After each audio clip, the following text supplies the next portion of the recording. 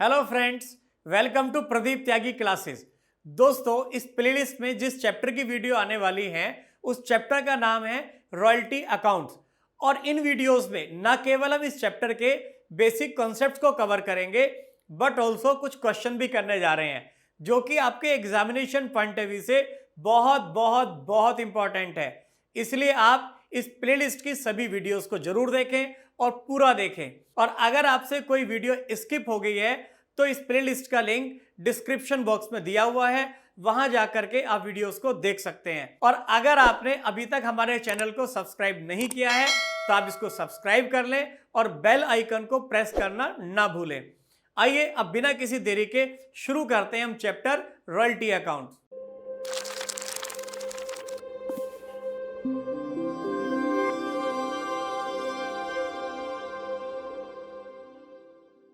बेटे, आज हम एक नया चैप्टर शुरू करने जा रहे हैं। चैप्टर का नाम है रॉयल्टी अकाउंट्स। पहले बात करते हैं रॉयल्टी है क्या। बेटे, रॉयल्टी को हिंदी में बोलते हैं अधिकार शुल्क। इंग्लिश में रॉयल्टी और हिंदी में क्या बोलेंगे? अधिकार शुल्क। बेटे, क्या होती है रॉयल्टी? कुछ विशेष प्रकार की संपत्तियों के प्रयोग करने का अधिकार प्राप्त करने के बदले दी जाने वाली अमाउंट को, दी जाने वाली राशि को हम बोलते हैं रॉयल्टी और हिंदी में क्या बोलते हैं? अधिकार शुल्क। ये विशेष प्रकार की संपत्तियां कौन सी हैं? ये विशेष प्रकार की संपत्तियां होती हैं जैसे कोयले की खान, तेल के कुएं, कॉपीराइट्स, पेटेंट राइट्स एक्सेट्रा। बेटे, हमारे रॉयल्टी के जितने भी क्वेश्चंस होंगे उनके अंदर 80 to 90% क्वेश्चन हमारे कोयले की खान से रिलेटेड हैं। तो हम यहां आज जो बात करेंगे केवल कोयले की खान की बात करेंगे, ठीक है। एग्जाम्पल के तौर पर मैंने कोयले की फैक्ट्री लगाई, मुझे कोयले की फैक्ट्री में कच्चे माल की जरूरत थी, कोयले की जरूरत थी। कोयला कहां मिलता है? कोयला मिलता है खान के अंदर। तो कोयले की रिक्वायरमेंट को पूरा करने के लिए जरूरी नहीं कि मैं खान को खरीद लूं, अगर मैं चाहूं तो खान को लीज पर ले सकता हूं। बेटे, अगर हम किसी एसेट्स को लीज पर लेते हैं तो हम उसके मालिक नहीं बनते, हम उसके ऑनर नहीं बनते, लेकिन हम एक ऑनर की तरह, एक मालिक की तरह उसको हम यूज कर सकते हैं। तो जैसे मैंने कोयले की फैक्ट्री लगाई है, मुझे कोयले की जरूरत थी, कच्चा कोयला खान के अंदर मिलता है, मुझे पता चला कि आपके पास एक कोयले की खान है। मैं आपको जाकर के अप्रोच करता हूं, मैंने आपसे बात करी कि सर मैंने कोयले की फैक्ट्री लगाई है और मुझे कच्चे कोयले की रिक्वायरमेंट है और मुझे पता चला है कि आपके पास एक कोयले की खान है, तो मैं चाहता हूं कि आप मुझे अपनी खान से कोयला निकालने का अधिकार दें, राइट दें। आपने कहा ठीक है सर, हम आपको अपनी खान से कोयला निकालने का राइट दे देंगे, लेकिन इसके लिए आपको रॉयल्टी देनी पड़ेगी। और आपने रॉयल्टी का रेट फिक्स कर दिया 10 रुपये पर टन। मैंने कहा ठीक है सर, मैं 10 रुपये पर टन रॉयल्टी देने के लिए तैयार हूं। तो आप इस बात के लिए तैयार हो गए और आपने मुझे अपनी खान 10 साल के लिए लीज पर दे दी। देखिए बेटे, जो खान को लीज पर लेगा, लीज पर लेने वाले को बोलते हैं लीजी। क्या बोलते हैं? लीजी। और जो खान का मालिक होता है, खान के मालिक को बोलते हैं लैंडलॉर्ड। खान के मालिक को लैंडलॉर्ड क्यों बोलते हैं? बेटे, आप उस लैंड के मालिक हैं जिसके अंदर कोयला है। भाई, कोयला जमीन के अंदर तो पाया जाता है, खान जमीन के अंदर ही तो होती है। तो आप उस लैंड के ऑनर हैं, तो इसलिए आप होंगे लैंडलॉर्ड। और मैंने खान आपसे लीज पर लिया है, तो मैं क्या होऊंगा यहां पर? लीजी। बेटे, आपने खान मुझे सेल नहीं करी है, आपने खान मुझे लीज पर दी है। मैं खान का मालिक नहीं बनाऊं, लेकिन आपकी खान से एक मालिक की तरह कोयला निकालने का राइट मिल गया मेरे को। और इस राइट को प्राप्त करने के बदले जो भी मैं आपको अमाउंट पे करूंगा, इट इज रॉयल्टी। आप कौन है? लैंडलॉर्ड। मैं कौन हूं? लीजी। आपने मुझे कोयला निकालने का राइट दिया और उस राइट को लेने के बदले जो भी मैं आपको शुल्क पे कर रहा हूं, जो भी अमाउंट पे कर रहा हूं, दैट इज अधिकार शुल्क और रॉयल्टी। चलिए मैं इसको रिकैप कर देता हूं। मैंने आपको बताया कुछ स्पेसिफिक एसेट्स के यूज करने का राइट प्राप्त करने के बदले जो अमाउंट पे किया जाता है उसको हम क्या बोलते हैं? रॉयल्टी। ये स्पेसिफिक एसेट्स कौन सी होती हैं? ये स्पेसिफिक एसेट्स होती हैं कोयले की खान, तेल के कुएं, कॉपीराइट, पेटेंट राइट एक्सेट्रा। अभी मैंने आपको कोयले की खान का एग्जांपल देकर के इस बात को समझाया। क्या बताया मैंने? आप खान के ऑनर हैं, आप लैंडलॉर्ड हैं और मैंने एक कोयले की फैक्ट्री लगाई है जिसके लिए मुझे कच्चे कोयले की जरूरत थी, तो मैंने आपकी खान को आपसे लीज पर लिया है। अगर मैं आपकी खान को लीज पर ले रहा हूं तो मैं उसको ऑनर नहीं हूं। ऑनर पहले भी आप थे, अभी भी आप हैं, आगे भी आप रहेंगे। लेकिन हाँ, अगर मैं आपकी खान को लीज पर ले लेता हूं तो उस खान से मैं कोयला निकाल सकता हूं, मुझे कोयला निकालने का राइट मिल जाएगा। और इस राइट के बदले जो भी मैं आपको अमाउंट पे कर रहा हूं दैट इज रॉयल्टी, उसको हम क्या बोलेंगे? रॉयल्टी। तो आइए बात करते हैं बेटे, जब कोई पर्सन खान को लीज पर लेता है तो क्या एंट्रीज की जाएंगी रॉयल्टी से रिलेटेड लीजी की बुक्स में, और क्या एंट्रीज की जाएंगी लैंडलॉर्ड की बुक्स में? पहले हम लीजी की बात करते हैं। तो देखिए बेटे, एंट्री में बाद में नोट कराऊंगा आपको, पहले मैं आपको कॉन्सेप्ट समझा दूं। जैसे मैंने आपसे कोयले की खान ली है और रॉयल्टी का रेट क्या फिक्स हुआ था? रॉयल्टी का रेट फिक्स हुआ था 10 रुपीज पर टन। सपोज करिए फर्स्ट ईयर में मैंने आपकी खान से कोयला निकाल लिया और मैंने कितना आउटपुट किया? मैंने आउटपुट किया 10,000 टन। और रॉयल्टी का रेट क्या फिक्स हुआ था? रॉयल्टी का रेट फिक्स हुआ था आपके और मेरे बीच में 10 रुपए पर टन। तो 10 रुपए पर टन से 10,000 टन की रॉयल्टी कितनी बनेगी? ये रॉयल्टी बनेगी 1 लाख। तो देखिए, मैं आपकी खान से कोयला निकालूंगा, बदले में आपको रॉयल्टी दूंगा, रॉयल्टी मेरा खर्चा होगा, और खर्चे को क्या करते हैं? डेबिट। तो कितनी रॉयल्टी डेबिट करूंगा? रॉयल्टी अकाउंट डेबिट 1 लाख रुपए। 1 लाख रुपए रॉयल्टी को डेबिट कर दिया, और टू लैंडलॉर्ड्स अकाउंट कितना? 1 लाख। देखिए, जैसे ही मैं आपकी खान से कोयला निकाल लूंगा तो आप मेरे क्रेडिटर बन जाएंगे, और जब क्रेडिटर्स बढ़ते हैं, लायबिलिटी बढ़ती है, तो उसको करते हैं क्रेडिट। और रॉयल्टी मेरा खर्चा इंक्रीज होता है तो डेबिट। एक्सपेंस के इंक्रीज होने पर डेबिट, तो इसलिए रॉयल्टी को डेबिट किया। और लैंडलॉर्ड मेरा क्रेडिटर है, और जैसे ही खान से कोयला निकाला वो मेरा क्रेडिटर बन गया, लायबिलिटी इंक्रीज हो गई है, तो इसलिए मैंने लैंडलॉर्ड को कर दिया क्रेडिट। तो चलिए नरेशन लिख देते हैं। Being amount of royalty due, ये रॉयल्टी को ड्यू करने की एंट्री है। अब इसके बाद मैं क्या करूंगा? आपको पेमेंट करूंगा। जब पेमेंट करूंगा तो लैंडलॉर्ड डेबिट हो जाएगा, क्रेडिटर्स कम हो रहे हैं, और बैंक बैलेंस मेरा कम हो जाएगा। बैंक भी लिख सकता हूं, कैश भी लिख सकता हूं, तो उसको करेंगे credit. Landlord debit to bank. Being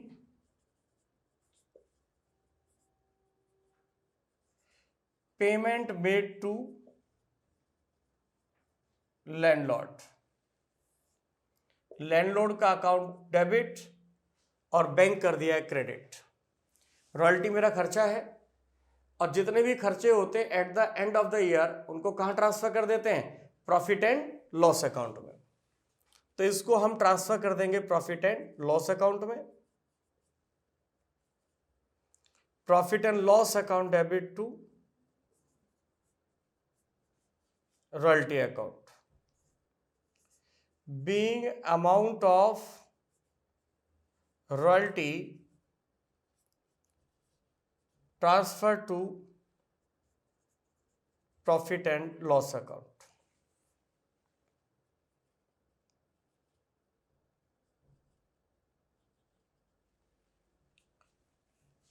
तो ये हमने रॉयल्टी ट्रांसफर कर दी प्रॉफिट एंड लॉस में, फर्स्ट ईयर की एंट्री। ये सब हाइपोथेटिकल फिगर है, केवल एग्जाम्पल के लिए यूज की जा रही ताकि आपको एंट्री अच्छे से समझ में आ जाए। तो 10,000 टन, 1 टन पर 10 रुपये रॉयल्टी, 1 लाख रुपए रॉयल्टी होगी। रॉयल्टी मेरा खर्चा है, खर्चे को डेबिट कर दिया, और लैंडलॉर्ड को करा है क्रेडिट। ठीक है, लैंडलॉर्ड को क्यों क्रेडिट किया है? लायबिलिटी इंक्रीज हो रही है इसलिए लैंडलॉर्ड क्रेडिट, और रॉयल्टी खर्चा है, खर्चे इंक्रीज होंगे तो डेबिट। एक्सपेंस इंक्रीज हुआ है, इसको डेबिट किया, लैंडलॉर्ड को कर दिया क्रेडिट। अब लैंडलॉर्ड को पैसा देंगे, तो जब लैंडलॉर्ड को पैसा देंगे तो लायबिलिटी डिक्रीज हो जाएगी, और लायबिलिटी के डिक्रीज होने पे क्या करते हैं? डेबिट।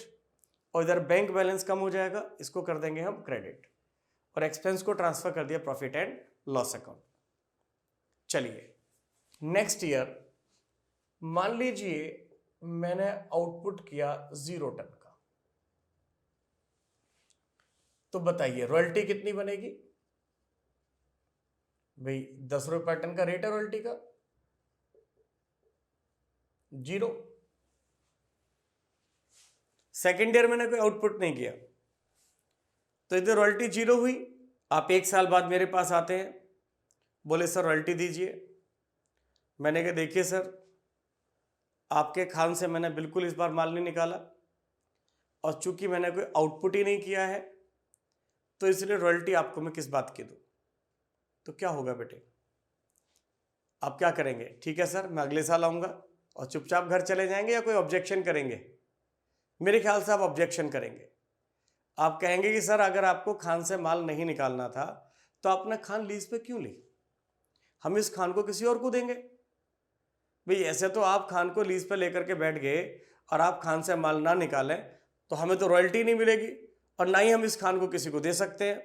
सपोज करिए आपने खान 10 साल के लिए मुझे लीज पर दे दी, अब मैं 10 साल का लीज एग्रीमेंट करके बैठ गया, मैं खान से माल नहीं निकाल रहा, फिर आपको रॉयल्टी मिल नहीं पा रही, और ना ही आप इस खान को किसी दूसरे को दे सकते क्योंकि लीज एग्रीमेंट मेरे साथ कर रखा है। तो कहीं ऐसी स्थिति पैदा ना हो जाए कि लीजी काम ना करे या इनसफिशिएंट काम करे। मान लो मैंने 10 टन माल निकाला, तो रॉयल्टी कितनी बनेगी? 100 रुपये। आप 1 साल बाद आए मेरे पास, बोले सर रॉयल्टी दो। मैंने 100 का नोट निकाल करके दिया आपको कि लीजिए सर रॉयल्टी। बोले सर क्या है ये? मैंने कहा रॉयल्टी है, आपका 10 टन माल निकाला है और 100 रुपये रॉयल्टी बनी, मैं आपको 100 रुपये रॉयल्टी पे कर रहा हूँ। तो नाराज होंगे नहीं होंगे? बोले सर 100 रुपये के लिए खान लीज पे दिए हमने क्या? तो कहीं ऐसी स्थिति पैदा ना हो जाए कि लीजी काम ना करे, या वो काम कर रहा है इनसफिशिएंट काम कर रहा है, ठीक है ना, तो ना काम नहीं किया या इनसफिशिएंट काम किया। तो ऐसी स्थिति से बचने के लिए यूजुअली होता क्या बेटा, लीजी एक मिनिमम अमाउंट फिक्स कर देता है, जिसको बोलते हैं मिनिमम रेंट। क्या बोलते हैं? Minimum rent. तो जब आपका और मेरा एग्रीमेंट होगा कुछ इस तरह से होगा, जैसे मैंने आपसे खान लेने की बात करी, आपने कहा ठीक है सर हम आपको खान लीज पर दे देंगे, 10 साल का लीज एग्रीमेंट साइन करेंगे, और 10 रुपये पर टन रॉयल्टी का रेट होगा, लेकिन मिनिमम पेमेंट आपको हर साल कितना करना पड़ेगा? 1 लाख। आपने मिनिमम रेंट फिक्स कर दिया 1 लाख। तो बेटा अगर मिनिमम रेंट 1 लाख फिक्स हो गया है, तो मैं काम कम करूं या ना करूं, ऐसे में आपको कम से कम 1 लाख रुपए तो मिलेगा ही मिलेगा। इस अमाउंट को हम मिनिमम रेंट भी कहते हैं, और इसका एक नाम और भी डेड रेंट। तो आपने मेरे साथ जो एग्रीमेंट किया उसमें 1 लाख रुपए मिनिमम रेंट फिक्स कर दिया। तो देखिए अगर मिनिमम रेंट फिक्स होगा तो स्थिति क्या होगी? अब यहां देखिए एग्जाम्पल के तौर पर मैंने आउटपुट किया मान लीजिए 2000 टन, तो रॉयल्टी कितनी बनेगी? रॉयल्टी बनेगी 20,000 रुपए। लेकिन आपने मिनिमम रेंट कितना फिक्स किया हुआ है? मिनिमम रेंट फिक्स किया हुआ आपने 1 लाख। तो मैं आपको कितना पे करूंगा? आप मेरे लैंडलॉर्ड है भाई, तो मैं आपको कितनी पेमेंट करूंगा? मैं आपको पेमेंट करूंगा यहां 20,000 या 1 लाख? 1 लाख, क्योंकि मिनिमम आपको 1 लाख मिलना ही मिलना है। या मैंने आउटपुट किया 3,000 टन का, तो रॉयल्टी कितनी बनेगी? 30,000, और मिनिमम कितना? 1 लाख। तो आप मुझसे कितना लेंगे? 1 लाख। मैंने आउटपुट किया 7,000 टन का, तो रॉयल्टी कितनी बनी? रॉयल्टी बनी 70,000। मिनिमम कितना? 1 लाख। तो आप मुझसे 1 लाख लेंगे। मैंने आउटपुट किया 11,000 टन का, तो रॉयल्टी कितनी बनेगी? 1,10,000, और मिनिमम कितना है? 1 लाख। तो अब कितना लेंगे आप मुझसे? अब आप मुझसे 1 लाख नहीं लेंगे, अब कितना लेंगे? 1,10,000। 1 लाख आप तब लेंगे जब मेरा काम मिनिमम से कम होगा। अगर मैं मिनिमम से काम कम कर रहा हूं या नहीं कर रहा हूं तो आप मुझसे 1 लाख लेंगे, अदरवाइज आप मुझसे कितना लेंगे? जितना मैंने काम किया है। अब मैंने आउटपुट किया 15,000 टन, तो रॉयल्टी कितनी बनी? 1,50,000। मिनिमम 1 लाख है, तो आप मुझसे कितना लेंगे? 1,50,000 लेंगे। मान लो मैंने आउटपुट अगले साल फिर करा 8,000 टन का, तो रॉयल्टी कितनी बनी? 80,000।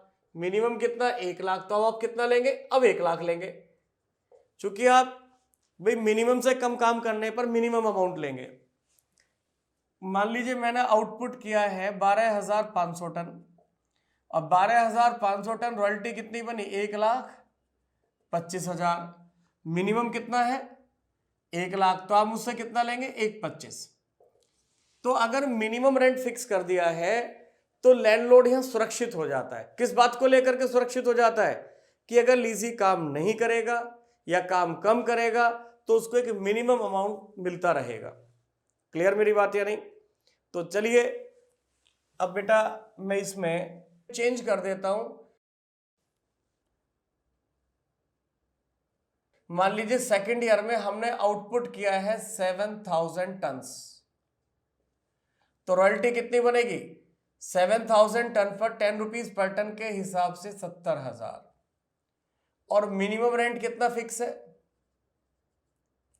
मिनिमम रेंट हमारा फिक्स था 1 लाख।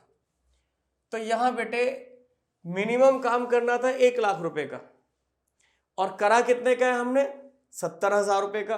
तो कितना काम कम किया हमने 30,000 रुपए का काम कम किया है।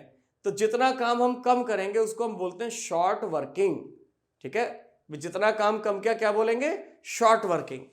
तो यहां हमारी शॉर्ट वर्किंग हो गई है कितने की 30,000 रुपए की, ये होगी हमारी शॉर्ट वर्किंग। तो अब बताइए एंट्री क्या होंगी। तो देखिए बेटे रॉयल्टी अकाउंट डेबिट, रॉयल्टी हमारा खर्चा है,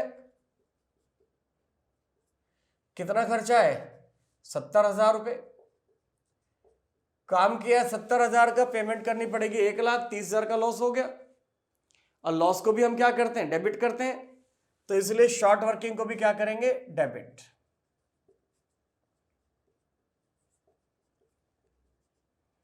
कितना 30,000, और लैंडलॉर्ड को करेंगे क्रेडिट, लैंडलॉर्ड हमारा क्रेडिटर बन गया है, कितने का क्रेडिटर बन गया है 1 लाख रुपए का। भाई भले ही हमने काम 70 का किया लेकिन लैंडलॉर्ड तो 1 लाख ही लेगा। इसकी नरेशन लिख दें, being amount of royalty due and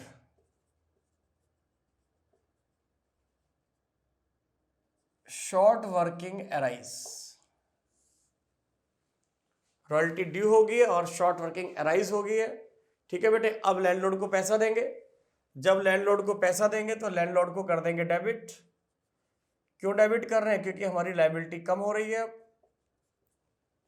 तो लैंडलॉर्ड डेबिट 1 लाख रुपए, और इधर बैंक बैलेंस कम हो जाएगा तो बैंक को कर देंगे credit. Being payment made to landlord. अब ये रॉयल्टी हमारा खर्चा है, इसको हम ट्रांसफर करेंगे प्रॉफिट एंड लॉस में, सारे खर्चे प्रॉफिट लॉस में चले जाते हैं। तो एंट्री होगी profit and loss account debit to royalty.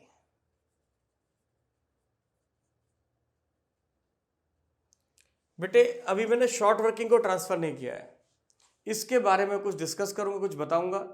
ठीक है, हमने सिर्फ किसको ट्रांसफर किया है, रॉयल्टी को। रॉयल्टी है 70,000,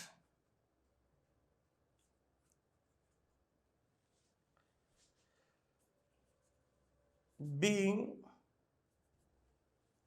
amount of royalty transfer to profit and loss account. चलिए बेटे, इससे पहले कि हम आगे बढ़ें जरा ये स्पेस में खाली करा लूं। चलिए बेटे, ये सेकेंड ईयर की बात करी। अब मान लीजिए थर्ड ईयर मैं आउटपुट करता हूं कितने टन का, आउटपुट करता हूं मैं 12,500 टन का। रॉयल्टी कितनी बनेगी 10 रुपीज पर टन के रेट से 1,25,000, और मिनिमम रेंट कितना, मिनिमम रेंट है 1 लाख। देखिए बेटे, मिनिमम रेंट फिक्स करने से कौन सुरक्षित हुआ? बेटा सुरक्षित हो गया था लैंडलॉर्ड, क्योंकि अब लीजी काम करे ना करे उसको कम से कम 1 लाख मिलना ही मिलना है, ठीक है। लेकिन बेटे यहां अब असुरक्षित कौन हो गया, अनसिक्योर्ड कौन हो गया, लीजी। क्योंकि अगर वो काम नहीं भी करेगा तो भी उसको 1 लाख रुपए देना पड़ेगा। My point is clear. आइए बेटे अब थोड़ा सा लीजी को भी सिक्योर्ड कर देते हैं। मैं लीजी हूं, आप लैंडलॉर्ड हैं, मैंने आपसे कोयले की खान ली, आपने मुझे 10 साल के लिए लीज एग्रीमेंट किया, रॉयल्टी का रेट 10 रुपये पर टन रखा, मिनिमम रेंट रखा आपने 1 लाख रुपए। मैंने आपसे कहा कि लैंडलॉर्ड जी मुझे आपकी सारी कंडीशन मंजूर है, मैं रॉयल्टी 10 रुपये पर टन देने के लिए तैयार हूं, मिनिमम मैं आपको 1 लाख रुपए देने के लिए तैयार हूं। लेकिन एक छोटी सी बात मेरी भी सुन लीजिए। देखिए मैं तो यही चाहूंगा कि मैं ज़्यादा से ज़्यादा प्रोडक्शन करूं, ज़्यादा से ज़्यादा माल बनाऊं, क्योंकि अगर हम प्रोडक्शन नहीं करेंगे तो नुकसान हमारा होगा। माल ही नहीं बनाएंगे, बेचेंगे नहीं तो हमें पैसे कहाँ से कमाएंगे हम। लेकिन अभी हमने नया नया बिजनेस शुरू किया है। शुरुआत में कई बार क्या होता है कि भाई सेल कम रह जाती है, प्रोडक्शन कम हो पाता है, तो ऐसे में हम आपको 1 लाख रुपए देंगे मिनिमम रेंट। लेकिन ये जो हमारी शॉर्ट वर्किंग होगी, आप इसको आगे तब एडजस्ट कर देना जब हम काम ज्यादा करेंगे। भाई अगर हम काम कम कर रहे हैं, हम आपको 1 लाख देने के लिए तैयार हैं, लेकिन जब हम काम ज्यादा करें, जब हमारा प्रोडक्शन ज्यादा होगा, तो आप इस शॉर्ट वर्किंग को एडजस्ट कर देना। इससे आपको भी कोई नुकसान नहीं होगा और हमारा भी नुकसान बच जाएगा। क्योंकि भाई आपका मिनिमम रेंट रखने का ऑब्जेक्टिव क्या था कि आपको एक मिनिमम अमाउंट मिलती रहे। लेकिन यहां पर हमें नुकसान हो जाएगा अगर किसी साल प्रोडक्शन कम हुआ, मार्केट में मंदी हुई, प्रोडक्शन कम हो पाया, तो ऐसे में तो दिक्कत हो जाएगी हमें। आपने कहा ठीक है सर, हम आपकी बात मानते हैं। अगर आपके यहां शॉर्ट वर्किंग हो जाती है तो आप उस शॉर्ट वर्किंग को नेक्स्ट 2 ईयर में एडजस्ट कर सकते हैं। बेटे नेक्स्ट 2 ईयर का मतलब क्या है? अगर फर्स्ट ईयर में शॉर्ट वर्किंग हुई है तो मैं सेकेंड ईयर और थर्ड ईयर में ज्यादा काम करके उसको एडजस्ट कर सकता हूं, या अगर सेकेंड ईयर में हुई है तो थर्ड ईयर और फोर्थ ईयर में एडजस्ट कर सकता हूं। थर्ड ईयर में शॉर्ट वर्किंग होगी तो उसको मैं फोर्थ और फिफ्थ ईयर में एडजस्ट कर सकता हूं। फोर्थ ईयर में शॉर्ट वर्किंग होगी तो मैं उसको फिफ्थ और सिक्स्थ ईयर में एडजस्ट कर सकता हूं। यानी कि आपने मुझे नेक्स्ट 2 ईयर में शॉर्ट वर्किंग को एडजस्ट करने का राइट दिया। और ऐसा जरूरी नहीं है बेटा कि आप 2 साल का ही देंगे, आप 3 साल का भी दे सकते हैं। आप ये भी कह सकते हैं नेक्स्ट 3 ईयर में एडजस्ट करेंगे, आप ये भी कह सकते हैं नेक्स्ट 5 ईयर में एडजस्ट करेंगे, या ये भी कह सकते हैं ठीक है सर अगर आपके यहाँ शॉर्ट वर्किंग होती है तो आप केवल अगले साल ही एडजस्ट कर सकते हैं। तो आपके और मेरे बीच में जो भी तय हो जाए। तो मान लीजिए आपके और मेरे बीच में तय हो गया कि अगर कोई भी शॉर्ट वर्किंग होगी तो उसको आगे के 2 साल में मैं एडजस्ट कर सकता हूं। तो यहां देखिए मेरे पास सेकंड ईयर में शॉर्ट वर्किंग हुई, लेकिन थर्ड ईयर में मैंने कुछ काम फालतू किया है। भाई मिनिमम 1 लाख था, मैंने काम कितने का किया? 1,25,000 रुपए का। तो यहां मैं 25,000 रुपए का ज्यादा काम कर चुका हूं। तो ये जो शॉर्ट वर्किंग थी 30,000 की, इसमें से 25,000 रुपए मैं यहां एडजस्ट कर सकता हूं। तो अक्सर लैंडलॉर्ड लीजी को शॉर्ट वर्किंग को रिक्यूप करने का राइट दे देता है। रिक्यूप करना, रिकवर्ड करना, एडजस्ट करना एक ही चीज है। तो मुझे भी यहां 2 साल का राइट मिला, तो मैं यहां पर एडजस्ट करना जा रहा हूं शॉर्ट वर्किंग कितनी? 25,000। इसे मैं बोलूंगा short working recouped, SWR, short working recouped. कितने रिक्यूप्ड कर रहा हूं शॉर्ट वर्किंग? 25,000। तो देखिए अब इस साल एंट्रीज क्या होंगी। इस साल पहली entry royalty account debit to landlord. Royalty हमारा खर्चा है, खर्चा इंक्रीज हुआ, डेबिट। लैंडलॉर्ड हमारा क्रेडिटर बन गया, लायबिलिटी इंक्रीज होने पर क्रेडिट। 1,25,000। अब लैंडलॉर्ड को पेमेंट करेंगे। नरेशन लिख देते हैं चलो इसके पहले। Being amount of royalty due. अब लैंडलॉर्ड को पेमेंट करेंगे। लैंडलॉर्ड डेबिट लेकिन लैंडलॉर्ड को हम 1.25 नहीं देंगे। लैंडलॉर्ड को हम 1.25 में कितना एडजस्ट करके देंगे? 25,000 रुपये। ये 25,000 रुपये की हम शॉर्ट वर्किंग रिकवर करेंगे। ये जो हमारा नुकसान था 30,000 रुपये का, इसमें से 25,000 रुपये यहाँ रिकवर हो गया, ठीक है ना। तो हमारा लॉस डिक्रीज हो जाएगा, नुकसान रिकवर हो जाएगा। तो क्या करेंगे इसको? Credit to short working account. बेटा लिखना शॉर्ट वर्किंग अकाउंट है, शॉर्ट वर्किंग रिकवर अकाउंट मत लिख देना भाई। जब शॉर्ट वर्किंग हुई थी तो डेबिट कर दिया, जब रिकवर हो जाएगी तो क्या करेंगे इसको? क्रेडिट 25,000। और टू बैंक,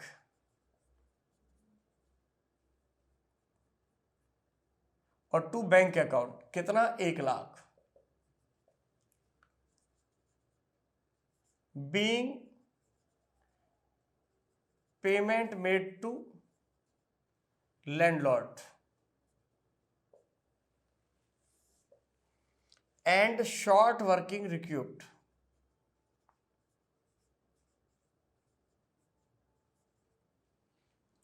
अब क्या करें भाई? रॉयल्टी हमारा खर्चा है, इसको ट्रांसफर कर देंगे प्रॉफिट एंड लॉस में।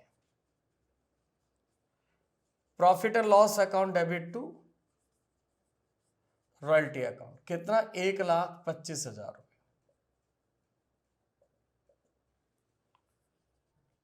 Being amount of royalty transfer to profit and loss account. देखिए बेटे, आपने ध्यान दिया हो, मैंने यहां शॉर्ट वर्किंग को इसीलिए प्रॉफिट लॉस में ट्रांसफर नहीं किया था। क्यों नहीं ट्रांसफर किया था? क्योंकि अक्सर शॉर्ट वर्किंग को रिक्यूप करने का राइट होता है। तो जब तक मेरे पास रिक्यूप करने का राइट है तब तक मैं इसको प्रॉफिट लॉस में ट्रांसफर नहीं करूंगा, क्योंकि अगर ये मेरा रिकवर हो गया तो मेरा नुकसान बच जाएगा। और यहां यही हुआ भाई, 30,000 की शॉर्ट वर्किंग हुई, मेरे पास 2 साल थे, इन 2 साल के अंदर मैं इस शॉर्ट वर्किंग को एडजस्ट कर सकता था। तो मैंने इसमें से देखिए 25,000 यहाँ एडजस्ट कर लिया, अभी भी 5,000 बची हुई है, तो मेरे पास अभी 1 साल और बचा हुआ है। तो नेक्स्ट ईयर ज़्यादा काम करके इसको एडजस्ट कर लूँगा। तो जब तक इस शॉर्ट वर्किंग को रिक्यूप करने का राइट है, एडजस्ट करने का राइट है, तब तक हम इसको प्रॉफिट लॉस में ट्रांसफ़र नहीं करते, क्योंकि हम इस नुकसान को बचा सकते हैं आगे एक्स्ट्रा काम करके, इसको रिकवर करके। तो इसलिए शॉर्ट वर्किंग को हम प्रॉफिट लॉस में कब ट्रांसफर करते हैं?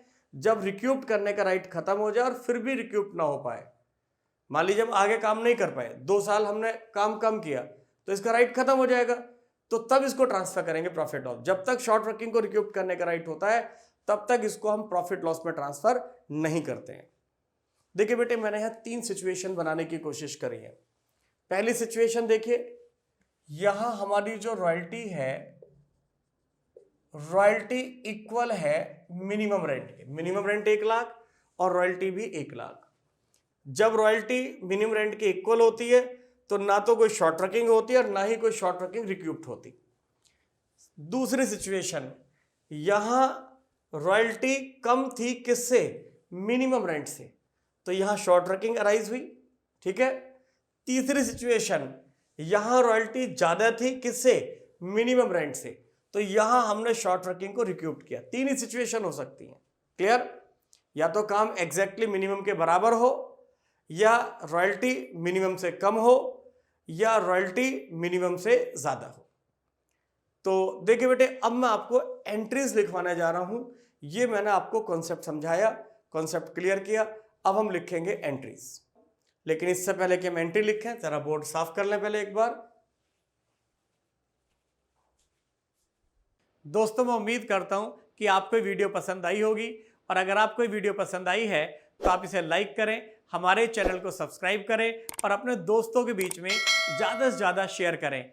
इस वीडियो के डिस्क्रिप्शन बॉक्स में हमारी एंड्रॉयड ऐप, iOS ऐप और वेब पोर्टल के लिंक गिवन है, जहां CA, BCom, MCom, BBA, MBA class 11th और 12th के कंप्लीट सिलेबस को कवर करते हुए हमारे कोर्सेज अवेलेबल हैं। वहां जाकर के आप अपना मनपसंद कोर्स खरीद सकते हैं। बहुत बहुत धन्यवाद।